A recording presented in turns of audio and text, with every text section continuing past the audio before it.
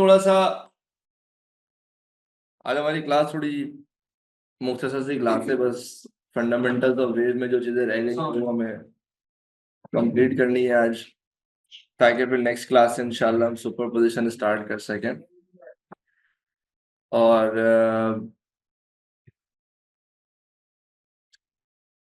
एक एमसीक्यू है जो मैंने आप लोगों को होमवर्क में दिया था, ये एमसीक्यू सॉल्व किया आप लोगों ने?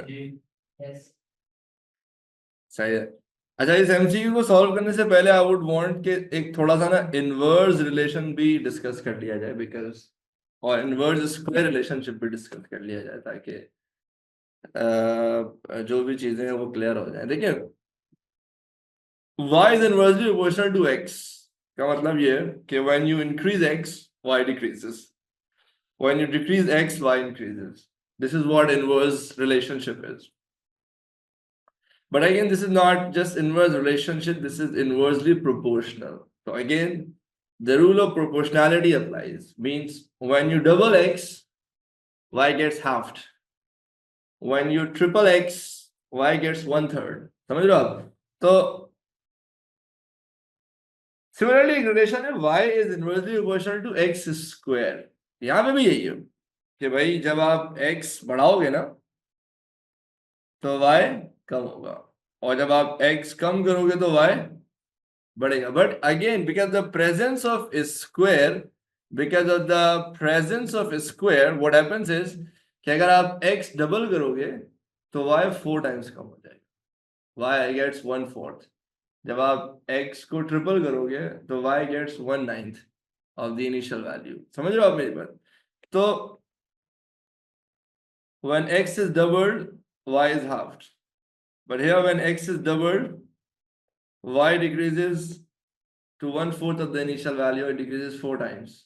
Similarly, when x is increased 5 times, तो y डिक्रीज करेगा, बट y कितना डिक्रीज करेगा?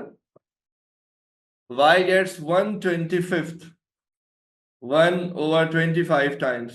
और अच्छा नहीं, अगर इनवर्स तो फिर तो सिंपल है, जब आपने y इंक्रीज किया तो लाइक जब आपने x इंक्रीज किया तो y डिक्रीजेस 5 टाइम्स। लेकिन अगर आपने रिलेशनशिप में y is inversely proportional to x square, तो अभी भी यही है कि आप x कम करोगे y इंक्रीज कर जाएगा, या y बढ़ाओगे तो x कम हो जाएगा। बट अगेन अगर आपने x को इंक्रीज किया 5 टाइम्स तो y डिक्रीजेस 25 टाइम्स। ठीक है भाई, ये बात सबको समझ में आती है? तो now I can explain you this MCQ.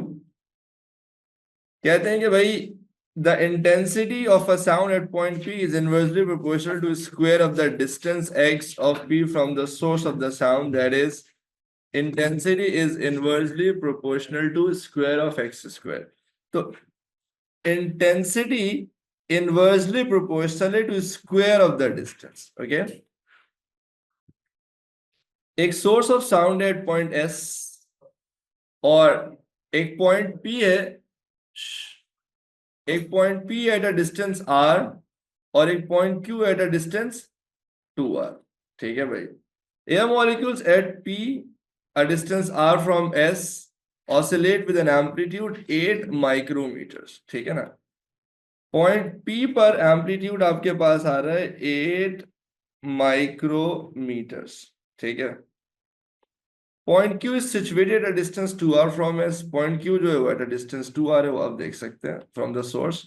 What is the amplitude of the oscillation of the air molecules at Q? यहां पर एम्पलीट्यूड की वैल्यू क्या होगी आप ये बता दें। ठीक है, और हमें रिलेशन दिया हुआ है कि इंटेंसिटी डिस्टेंस के से इनवर्स स्क्वायर का रिलेशन लेके बैठी हुई है। अब देखें, पहले तो इस चीज को समझें कि आपने डिस्टेंस कर दिया है डबल। अगर आप P से Q पे गए तो आपने डिस्टेंस R से कितना कर दिया? 2R कर दिया। इंटेंसिटी का x के साथ यानी डिस्टेंस के साथ इनवर्स स्क्वायर रिलेशनशिप है। तो अगर आपने डिस्टेंस को डबल किया है, पहली बात तो अगर आपने डिस्टेंस को बढ़ाया है तो इंटेंसिटी कम है, लेकिन आपने डिस्टेंस को कितना बढ़ा दिया? आपने डिस्टेंस को डबल किया तो इंटेंसिटी कितने टाइम्स कम हो जाएगी? 4 टाइम्स कम हो जाएगी। तो सबसे पहले तो आप लिखोगे कि भाई since x has been doubled intensity decreases 4 times. Intensity कितने टाइम्स कम हो गई है? 4 टाइम्स कम हो गई है, ठीक है। बट आपको इंटेंसिटी नहीं चाहिए, आपको क्या चाहिए? आपको एम्पलीट्यूड चाहिए, ऐसा ही है। यानी अगर यहां पर इंटेंसिटी थी आई, तो यहां पर इंटेंसिटी कितनी हो गई है? 1/4 आई, ऐसा ही है। इंटेंसिटी की वैल्यू 4 टाइम्स कम हो गई क्योंकि डिस्टेंस कितना हो गया? डबल हो गया। अब आपको एक बात पता होना चाहिए कि क्योंकि इंटेंसिटी एम्पलीट्यूड के स्क्वायर के डायरेक्टली प्रोपोर्शनल है, इसका मतलब एम्पलीट्यूड इंटेंसिटी के स्क्वायर रूट के डायरेक्टली प्रोपोर्शनल है, ऐसा ही है, ये हमने डिस्कस किया हुआ है। तो अगर इंटेंसिटी डिक्रीज हुई है 4 times, 4 times decrease in intensity will decrease the amplitude square root 4 times, which is 2 times. तो अगर यहां पर था 8, तो 1/2 टाइम्स ऑफ 8 कितना हो जाएगा? यानी 8 का आधा कितना हो जाएगा? 4। इसका मतलब यहां पर एम्पलीट्यूड कितना हो जाएगा? 4 micrometer. So D is the correct answer. यानी आपका एम्पलीट्यूड 8 से 4 हो जाएगा, ऐसा ही है।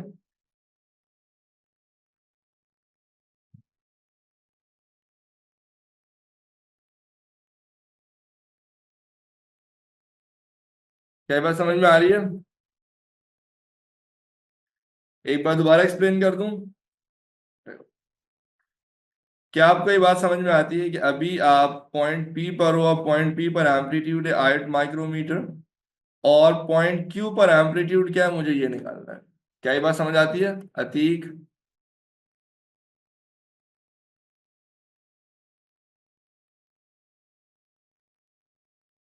क्या ये बात सबको समझ में आती है? अब क्योंकि इंटेंसिटी का डिस्टेंस के साथ इनवर्स स्क्वायर रिलेशन है, आपने डिस्टेंस को आर से कितना कर दिया? 2r कर दिया। तो since x has been doubled, तो इंटेंसिटी डिक्रीजेस 4 टाइम्स। तो अगर पॉइंट P पर इंटेंसिटी थी I, तो पॉइंट Q पर इंटेंसिटी हो जाएगी 1/4 I। क्या ये बात समझ में आती है? पहले मुझे ये बताओ। अतीक, सकीना, मिकाइल, जल्दी बताओ, यहां तक सारे मेरे साथ हैं?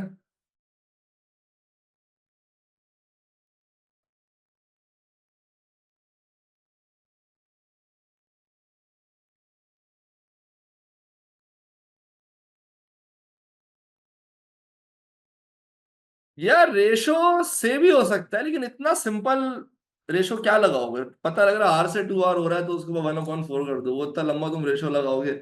फिर ये इनवर्स रिलेशन है तो उसमें डायरेक्ट मल्टीप्लाई होता है, क्रॉस मल्टीप्लाई नहीं होता है।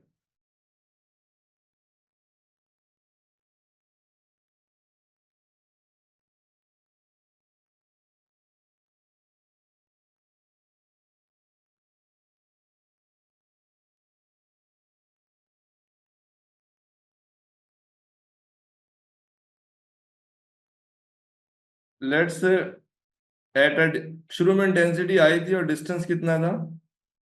R²। अब अगली इंटेंसिटी का नाम मैं आई बार लिख देता हूं, वो हो गया 2R²। अब इसको क्रॉस मल्टीप्लाई करा, वो क्रॉस में डायरेक्ट मल्टीप्लाई होगा क्योंकि ये डायरेक्टली प्रोपोर्शनल का रिलेशन है ना। तो I × R² is equals to I bar into 4R²। R² से R² कैंसिल हो जाएगा। I bar is your new intensity ना, तो I/4 is equal to I bar. ये लो मिकाइल। और मेरे ख्याल से इतने सिंपल में नहीं लगाना, ठीक है। बट अगर तुम्हें तो लगता है कि नहीं तुम उसमें आसानी से कर सकते हो तो फिर चलो ऐसे कर लेना, ठीक है। अब क्या हुआ भाई? अब आपको इतना पता है कि भाई आपकी इंटेंसिटी आई से कितनी हो गई है? I/4 हो गई है। आई से I/4 हो गई है। एम्पलीट्यूड 8 से कितना हो जाएगा ये फिगर आउट करना है। ठीक है, तो अगेन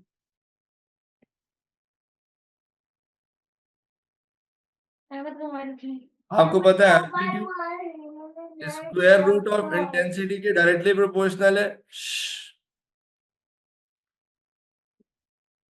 अल्फा वाले के वाले क्या चाह रहे हैं? उन्होंने जैन मर्चेंट को हटा दिया। जैन मर्चेंट की वजह से तभी ने करा। पता है, अल्फा में भी कोई कराएगा नहीं अगर जैन मर्चेंट। गाइस माइक बंद करें अपना। सही है। अब वो अगर फॉर एग्जाम्पल को इस तरह से करके देखना है तो उसको ये भी करके दिखा देते हैं भाई। इंटेंसिटी का एम्पलीट्यूड के स्क्वायर के साथ डायरेक्ट रिलेशन है ना। तो फॉर एग्जाम्पल पहले थी इंटेंसिटी जब आई थी तब एम्पलीट्यूड था 8। अब इंटेंसिटी हो गई 1/4 I। तो एम्पलीट्यूड क्या है? लेट से एम्पलीट्यूड A बार कर देता हूँ या सिंपली A कर देता हूँ अपनी आसानी के लिए, ठीक है। अब इसको कर दो क्रॉस मल्टीप्लाई।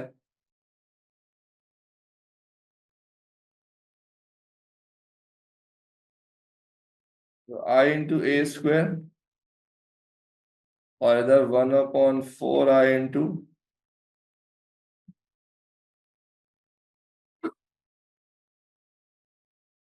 8² and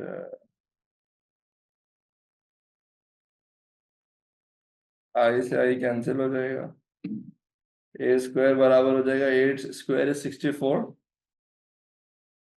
64/4 is 16। तो अगर A² 16 है तो A बराबर हो जाएगा 4 के। ऐसे कर लो, लेकिन वो लंबी होगी। लाइक आई वुड सजेस्ट कि आप डायरेक्ट करें। इतने सिंपल उसमें ये ज्यादा टाइम ले लेगा आपसे।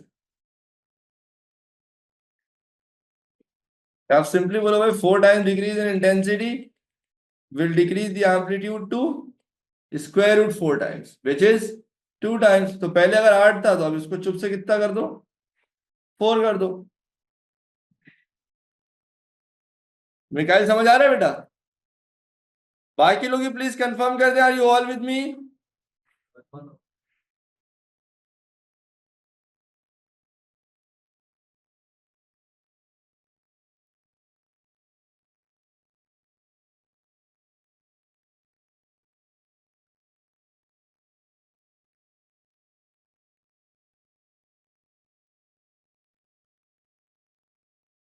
अच्छा,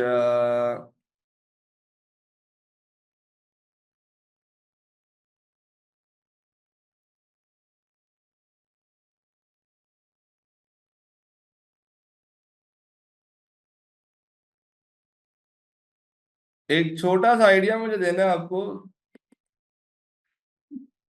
ऑन इलेक्ट्रोमैग्नेटिक वेव्स, ठीक है। बहुत छोटा सा है, हमारे सिलेबस में कोई बहुत बड़ा पोर्शन नहीं है with regards to electromagnetic waves.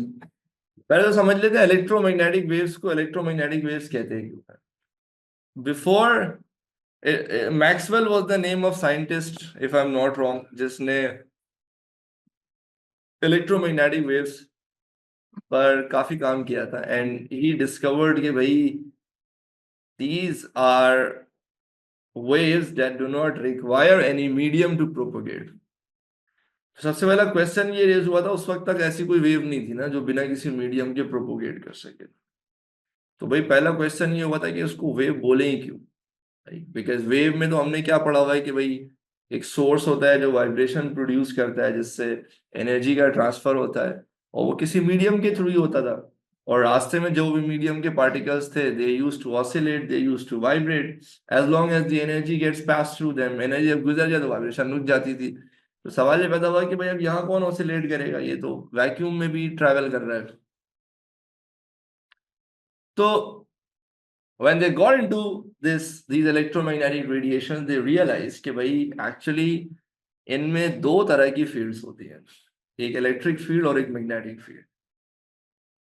एक तो एनर्जी का ट्रांसफर होता है, तो पहला पॉइंट तो है कि भाई एनर्जी का ट्रांसफर हो रहा है। दूसरा ये कि जो इलेक्ट्रिक और मैग्नेटिक फील्ड है ये कंटिन्यूसली ऑसिलेट कर रही होती।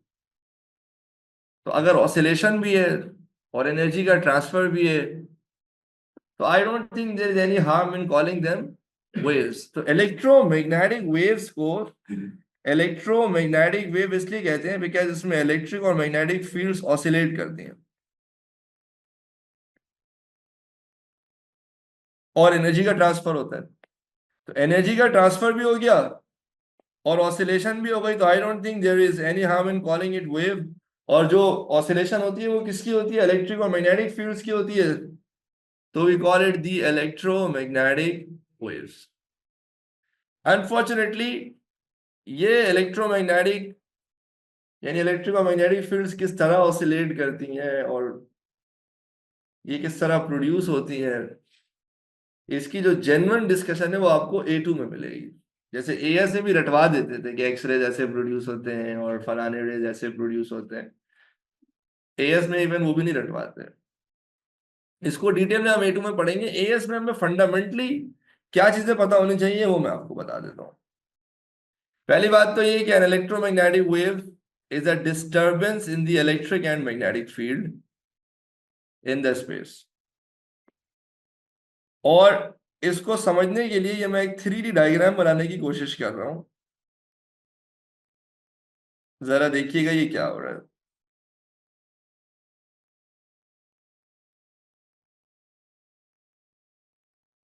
ये मैंने 3D में एक ड्राइंग बनाने की कोशिश की है कि भाई हो रहा ये कि ये एनर्जी का ट्रांसफर, अगर एनर्जी यूं जा रही है ना, तो इलेक्ट्रिक फील्ड लेट से यूं है और मैग्नेटिक फील्ड यूं है।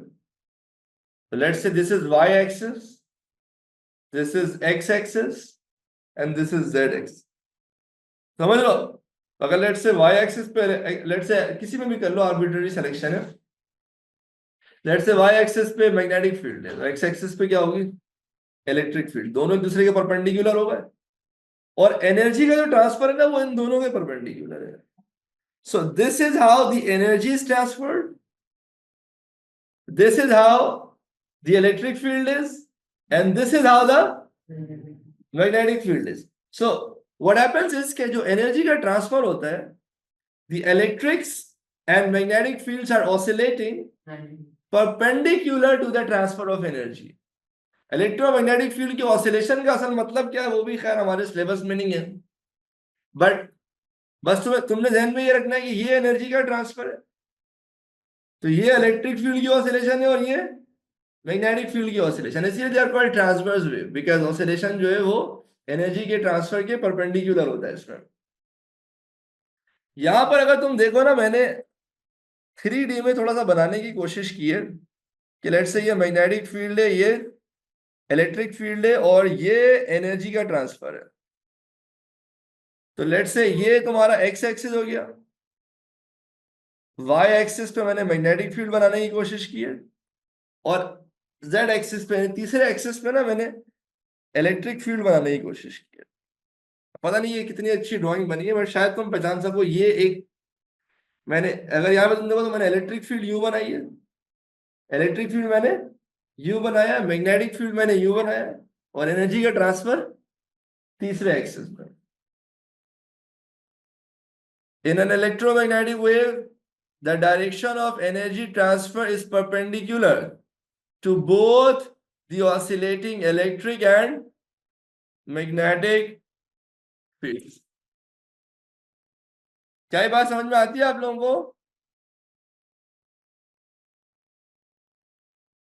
पोलराइजेशन में सबसे एंड में पढ़ाता हूं।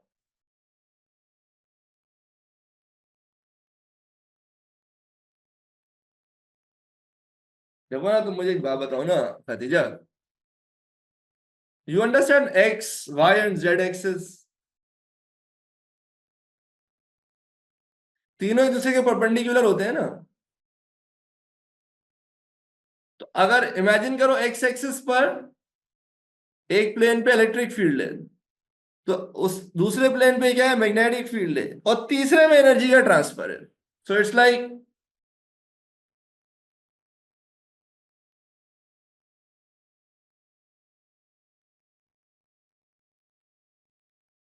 रबर बैंड है किसी के पोनी वोनी पड़ी हुई है कोई पुरानी है? प्लीज प्लीज प्लीज, अभी तुमको दिखाता हूँ।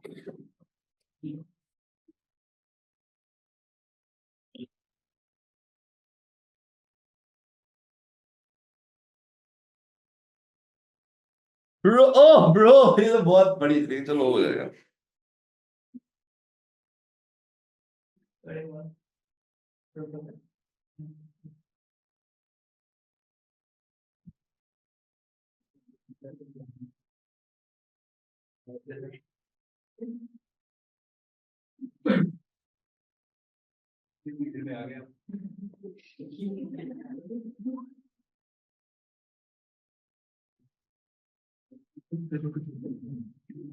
ये तो वही नजर आ रहा है तुमको? ये नजर आ रहा है तुमको? तीन डायरेक्शन है इसकी। ये एनर्जी जा रही है, पेन देख रहे हो? मैग्नेटिक मैग्नेटिक फील्ड लेट से यू है, और इलेक्ट्रिक फील्ड और एनर्जी का है सीधा आगे। नतीजा समझ आ रही है बात?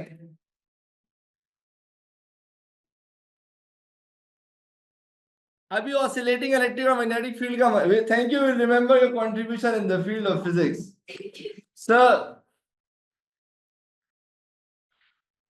अभी ऑसिलेटिंग का मतलब सिर्फ ये समझ लो कि इलेक्ट्रिक और मैग्नेटिक फील्ड्स की वैल्यू वेरी कर रही होती, like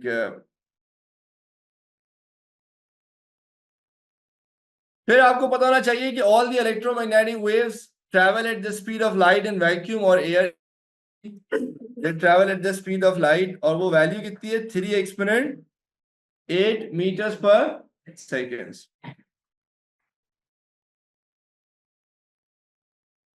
Electromagnetic waves are transverse waves and they can be polarized. Transverse आपको समझ में आ गया क्यों है, क्योंकि एनर्जी का ट्रांसफर जो है वो इलेक्ट्रिक फील्ड और मैग्नेटिक फील्ड की ऑसिलेशंस के दोनों के परपेंडिकुलर है। वी इक्वल है, अब दे कैन बी पोलराइज, ये मैं अभी आपको नहीं समझा सकता बिकॉज पोलराइजेशन हम अलग से पढ़ेंगे, तो फिर वहां पे आपको समझ में आ जाएगा what is meant by polarisation,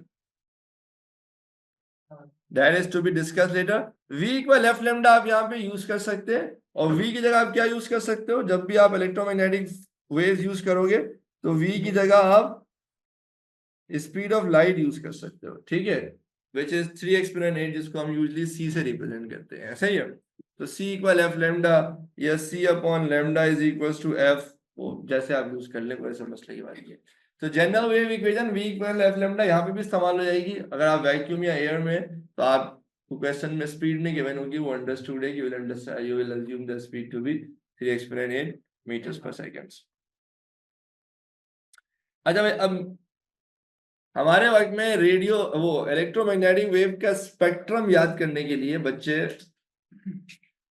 एक एक्रोनिम खुद से उन्होंने बनाया हुआ था, Ronald McDonald is very ugly. अब किसी को अगली बोलना अच्छी बात है, सही है, तो मैंने बोला भाई मैं तो इस तरह के रेसिस्ट और इन ह्यूमन सेंटेंस नहीं याद कर सकता हूँ, तो मैंने याद किया था, रूठना मनाना इज वेरी यूनिक एक्सेप्ट गाना बजाना।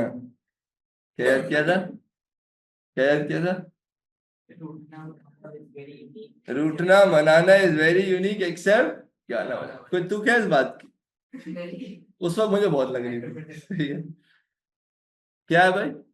रूठना मनाना इज वेरी यूनिक एक्सेप्ट गाना बजाना। इसमें RMIVUXG, चल मेरा पुत्र। R is radio waves, M for microwaves, I for infrared, V for visible, U for ultraviolet, X for X-rays, G for gamma rays। Except का ई छोटा करके एक्स बड़ा करते हैं ना, ताकि सही है, थोड़ी सी 2 नंबर ही हुई है। अच्छा, ये गामा है, गामा आखिरी वाला। अच्छा, जब आप जब आप रेडियो से गामा की तरफ आते हैं, राजू मामू is visiting uncle Zeeshan's grave, oh this is good, Raju मामू is visiting uncle Zeeshan's grave, whoever made this, I am so proud of you. Haris Ehtesham, सही है. This is also good. Raju मामू is visiting uncle Zeeshan grave, uncle Zeeshan की कब्रें याद आ रही हैं लोगों को, ठीक है. और खैर, तो जब आप रेडियो से गामा की तरफ जाते हैं तो वेवलेंथ कम हो रही होती है. So radio has the highest value of wavelength and gamma has the lowest value of wavelength. तो और नीचे आते हुए फ्रीक्वेंसी बढ़ रही होती है. Gamma has the highest value of frequency and radio has the lowest value of frequency. तो फ्रीक्वेंसी इंक्रीज हो रही होती है, नीचे आते हुए आयनाइजिंग पावर एनर्जी बढ़ रही होती है. गामा सबको पता सबसे ज्यादा खतरनाक है, सबसे ज्यादा हाई आयनाइजिंग रेडिएशन है. रेडियो ऐसी बात है बहुत ही लो आयनाइजिंग रेडिएशन है. So they have the least frequency and they have the greatest value of frequency. और वेवलेंथ नीचे आते हुए कम हो रही होती है. रेडियो वेव्स की वेवलेंथ भाई लाखों में, वो लाख क्या हजारों में होती है, यानी किलोमीटर्स में होती है. रेडियो वेव्स की वेवलेंथ जा सकती है. और ये गामा रेस की सबसे कम होती है, लाइक नैनोमीटर से भी छोटी हो जाती है, 10⁻⁻10, इवन -11 तक भी जा सकती है ना. So they have the highest wavelength and they have the smallest wavelength. Speed सबसे ज्यादा किसकी होगी, रेडियो की या गामा रेस की? सेम है सर. स्पीड सबकी सेम है sir. They all move in the vacuum with the speed of light. Visible का मतलब लाइट होता है, यानी लाइट जो है ना वो एक्चुअली इलेक्ट्रोमैग्नेटिक स्पेक्ट्रम में जो विजिबल पार्ट है ना उसको हम लाइट कहते हैं ना. तो इन सब की स्पीड सेम होती है, which is 3 exponent 8 meters per second. Visible के अंदर भी आता है VIBGYOR, violet, indigo, blue. Trump भाई आए, मैं 47th प्रेसिडेंट आ गया भाई, क्या करना है, आना अलाउ करना है. अब स्पैमिंग करेगा यार. चलो आज बच्चे का है, सही है. तो वायलेट की वेवलेंथ होती है 400 नैनोमीटर, आपको पता होना चाहिए, ठीक है ना. और रेडियो की होती है 700 नैनोमीटर. तो जो विजिबल रेंज है ना, दैट इज 400 टू देखो डोनाल्ड ट्रम्प भाई, हमने तुम्हें अलाउ किया क्लास में, हमें तंग नहीं करना बस.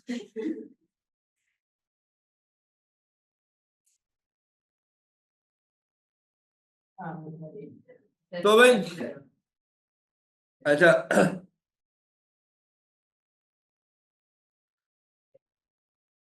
इसको हमें ऐसे याद रखता था कि भाई इंफ्रा रेड के बाद रेड आ जाएगा,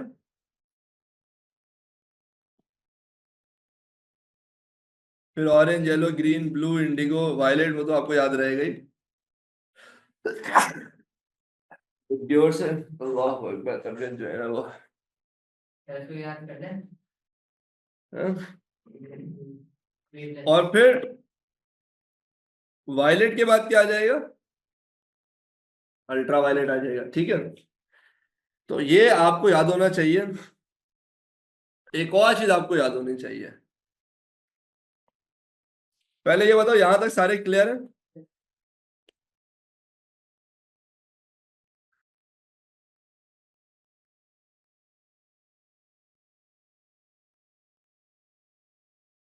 आई एम होपिंग कि हमें ये मिल जाए.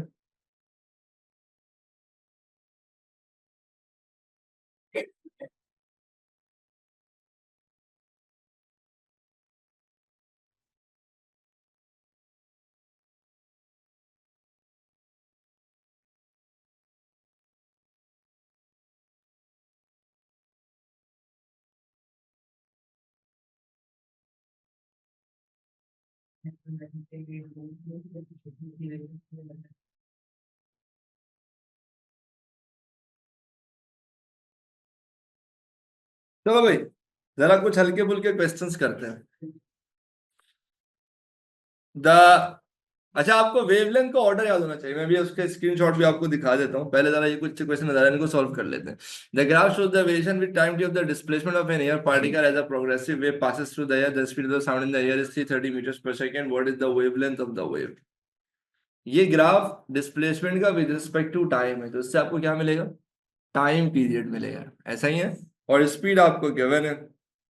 तो भाई टाइम पीरियड आप देख सकते हो कितना है, एक साइकिल कितनी देर में कंप्लीट हो रहा है बेटा?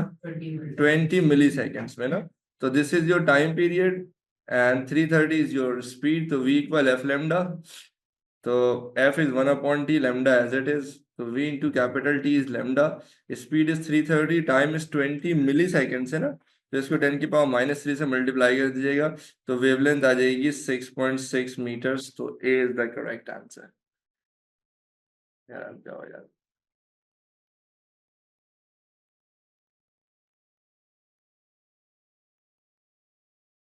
जी जी बिल्कुल। 400 से बढ़ते बढ़ते 700 हो जाएगी वेवलेंथ। आसान है, सारे मेरे साथ हैं। चलो एक सीआरओ का सवाल भी आ गया। A microphone is connected to a cathode oscilloscope. A sound wave of constant frequency generated by the microphone. The skin of the CRO is shown. The time base is set as 1 milliseconds per centimeters. What is the frequency? Frequency निकालना है, पहले काम करते हैं time period निकाल लेते हैं। तो हमें ये समझना चाहिए कि हमारी एक कंप्लीट वेव 4 बॉक्सेस में बन रही है, ऐसा ही है। देखो ना, ये बिल्कुल जीरो से स्टार्ट हुआ है और फिर यहाँ पर आकर एक पूरी वेव बन रही है, ठीक है। या आप बोल लो 2 वेव 8 पे बन रही है, ठीक है। तो this is your time period. But 4 centimetre time period नहीं हो सकता। आपको पता होना चाहिए कि 1 मिली सेकेंड्स पर सेंटीमीटर, यानी 1 सेंटीमीटर 1 मिली सेकेंड्स का, ऐसा ही है ना। तो आप इसको 1 मिली सेकेंड से मल्टीप्लाई कर दो, विच इज 10 की पावर -3। तो ये आ गया time period. Frequency is 1/t। तो 4 इंटू 10 की पावर -3। तो आंसर आ जाएगा 250 hertz is the correct answer. बोलो ना।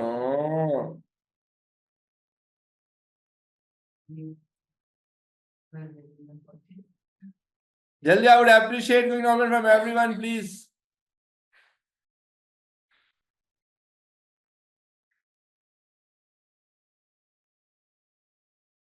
ये अच्छा सवाल है।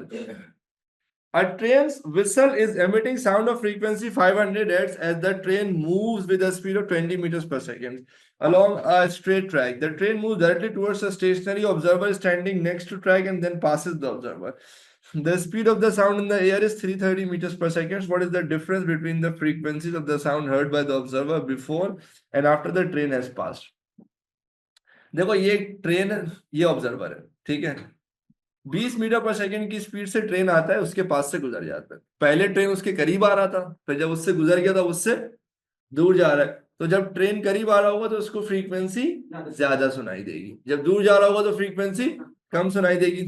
तो कह रहा है difference between the frequency of the sound heard by the observer before and after the train. तो भाई देखो सीन ये कि जब ज्यादा फ्रीक्वेंसी सुनाएगी ये वो टाइम है जब करीब आ रहा होगा। तो f naught is f s b over v minus v s. तो सोर्स की फ्रीक्वेंसी कितनी है? 500 हर्ट्ज। स्पीड कितनी है साउंड की? वो उन्होंने दिया हुआ है 330 मीटर्स पर सेकेंड। फिर वी की जगह 330। सोर्स की स्पीड कितनी है बेटा? 20। तो ऑब्जर्व फ्रीक्वेंसी कितनी हो गई? 532 hertz. Observe frequency f s b over v plus v s. जब दूर, अब देखो इस चीज समझो, 500 से 532 हो गया। 500 से कितना हो गया? 532 हो गया, यानी 32 ज्यादा सुनाई दे रहा है आपको, ठीक है। अच्छा, अब जब दूर जा रहा होगा तो we will be using f s b over v plus v s. F s is 500, v is 330, फिर वी इज 330 और अब की बार वी एस 20 माइनस वी का ऐड कर देंगे। तो ऑब्जर्व फ्रीक्वेंसी आ रही है 471। अब देखो सुनाई कितना दे रहा था जब दूर जा रहा था, जो मैं तुम लोग को पिछली क्लास में भी समझा रहा था। 50 से कितना सुनाई दिया? 532, यानी कितना ज्यादा? 32 ज्यादा सुनाई दिया जब करीब आ रहा था। जब दूर जा रहा था तो कम सुनाई दे रहा है, लेकिन कितना कम सुनाई दे रहा है? 500 से 471, यानी 29 का डिफरेंस आ रहा है, ऐसा ही है। अगर आपको चाहिए टोटल डिफरेंस तो 532 माइनस 471, 61 हर्ट्ज का टोटल डिफरेंस आ रहा है। मैक्स और मिनिमम को माइनस करना है। This is the maximum frequency that you have heard जबकि सोर्स करीब आ रहा था। This is the least frequency you will heard जबकि सोर्स आपसे दूर जा रहा था।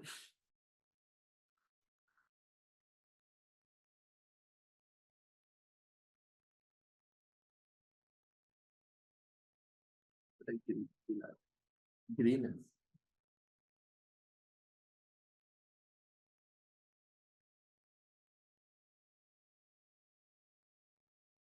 हाँ हाँ, वो पूरा करके बताता हूँ मैं। सर अगर ट्रेन स्टेशन पे खड़ी हो विद द पर्सन तो कितना सुनाई देगा? फिर वही सुनाई देगा जो प्रोड्यूस हो रहा है। अगर 500 प्रोड्यूस हो रहा है और कोई रिलेटिव मोशन नहीं है तो 500 ही सुनाई देगा।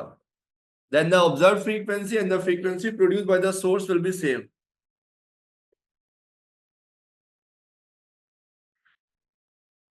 इसका आंसर बताओ भाई। तो बच्चों वाला सवाल है ये।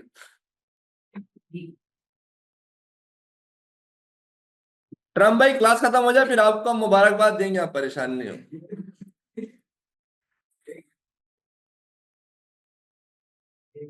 बड़ी बात है, लोग ट्रम्प के पास जाते हैं, ट्रम्प हमारी क्लास लेने आया होगा।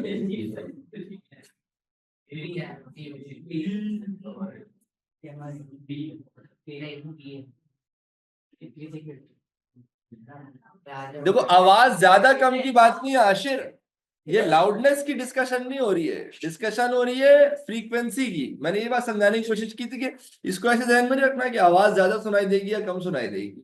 वो तो जाहिर सी बात है, करीब ज्यादा सुनाई देगी, दूर कम सुनाई देगी। हम एम्पलीट्यूड की या लाउडनेस की बात नहीं कर रहे, हम बात कर रहे हैं फ्रीक्वेंसी की यानी शार्पनेस की। वो शार्पनेस जो है ना, वो बढ़ती है जब सोर्स करीब आ रहा होता है, वो कम होती है जब सोर्स दूर जा रहा होता है। आशिर समझ आ रही है बात? Very much. हाँ भाई बताओ, इसका आंसर बताओ क्या है, ABCD। मेरा अगर आपको वो लिस्ट याद है, रूठना मनाना इज वेरी यूनिक एक्सोट, गाना बजाना तो इट्स अ फैक्ट, आपको पता होना चाहिए कि भाई इंक्रीजिंग वेव सबसे कम गामा की वेवलेंथ, उससे ज्यादा एक्सरेज की, उससे ज्यादा विजिबल की, उससे ज्यादा माइक्रोवेव्स की है। ये सब आपने नहीं पढ़ा हुआ अभी, स्टेशनरी वेव्स ये आप नहीं कर सकोगे। एक और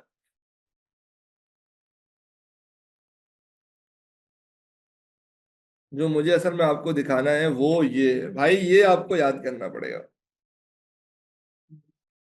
ये नजर आ रहा है आपको? बहुत दुख के साथ, मगर ये आपको याद करना पड़ेगा।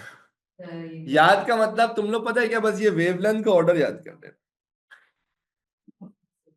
हाँ मतलब कि एक्स रेस किस ऑर्डर में आता है, अल्ट्रावायलेट किस ऑर्डर में आता है, विजिबल किस ऑर्डर में आता है, माइक्रोवेव किस ऑर्डर में आता है, ये ना यानी 10 की पावर आपको याद करनी पड़ेगी। समझ रहे हो? तो ये मैं भी सॉल्व नहीं करा रहा हूँ, इसके बाद स्क्रीनशॉट ले लो।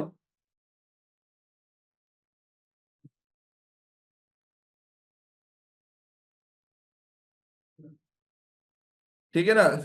आपका जो विजिबल है वो रेड, लाइक वायलेट 400 और रेड 700। ठीक है भाई?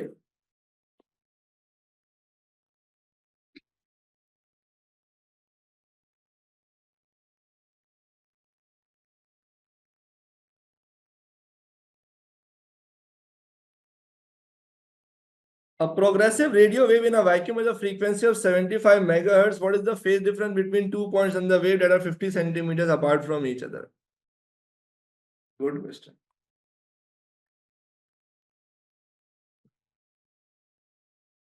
इसका जवाब दो भाई।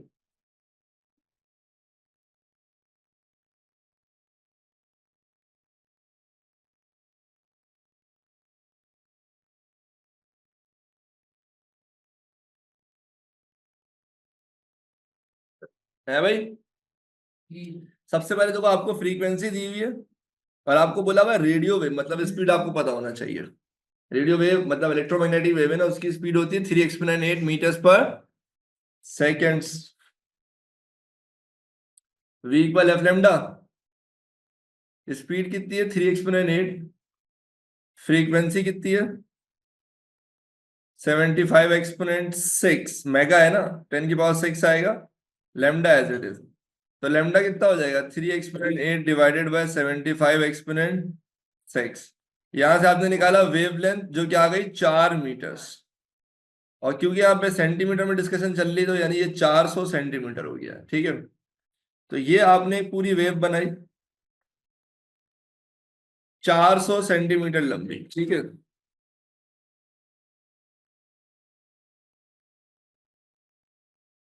हेलो, हाँ,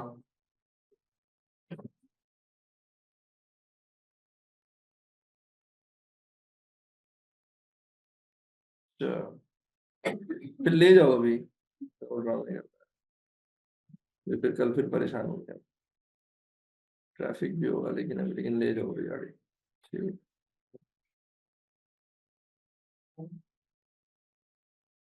सॉरी यार।